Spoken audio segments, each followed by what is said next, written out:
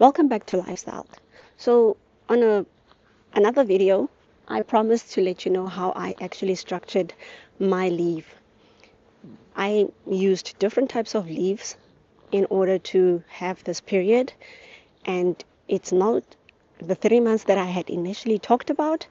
I've actually managed to stretch it out to 5 months extra on top of the normal maternity leave that I used to have. The maternity leave ended in October, and now we are in the beginning of December, and I'm enjoying the leave that I planned and I saved up for in order to just spend more time with my baby and with the family and do a few more other fun things which you will find out about if you subscribe to my channel. So I took 5 months of leave extra after my maternity leave, and all of those leave types I'm going to talk to you about in this video.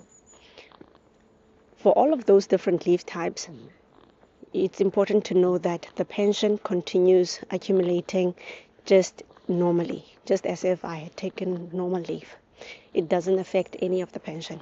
I'm saying this because some of the leave types, the income that I'll be getting will be reduced. Let me get into it. So the maternity leave ended towards the end of October. November and December, I'm using the 70% paid parental leave. That's a leave type that you find in the Netherlands, legal. It's available for all the parents, and you can use it as you wish to support your child. The 70% paid leave is only valid for the first year, and you should use it during the first year in order to unlock the next type of leave that I'm going to tell you about. Yes, it's a bit of a shocker the first time when you see your salary has been reduced by 70%. Well, when you see that your salary has been reduced by 30%. But because I knew that this would happen, that's why I started the transition fund, so that the income, even though my income is impacted, I am not so affected in my daily life, because then I have savings to fall back on and not my other savings that are meant for other things. These particular savings for the transition fund were meant specifically for this period. So that is November, December. January, I split it up between two types of leaves. I took normal leave, like holiday leave, like everybody would take, for 2 weeks. And I also took a leave type called unpaid parental leave. With the unpaid parental leave, you basically don't get any money, but your pensions are being paid. So the unpaid parental leave, you don't get anything, and that's why I mixed it with the normal leave for January, because then, yeah, it sucks when you just don't get any money in your bank account. So it'll be kind of like a 50% paid leave during that time, and you still pay your taxes and you still pay all of these things, but it's nice to have a bit of a cushion. So that's January. I have my normal leave together with my unpaid parental leave split halfway through the month. 2 weeks paid, 2 weeks unpaid. And then for February and March, I'm using a special kind of leave that is offered only by my employer. And perhaps other employers have this as well, but for my employer, I will not call it by the name that is actually named after. I'm calling it now the rejuvenation leave.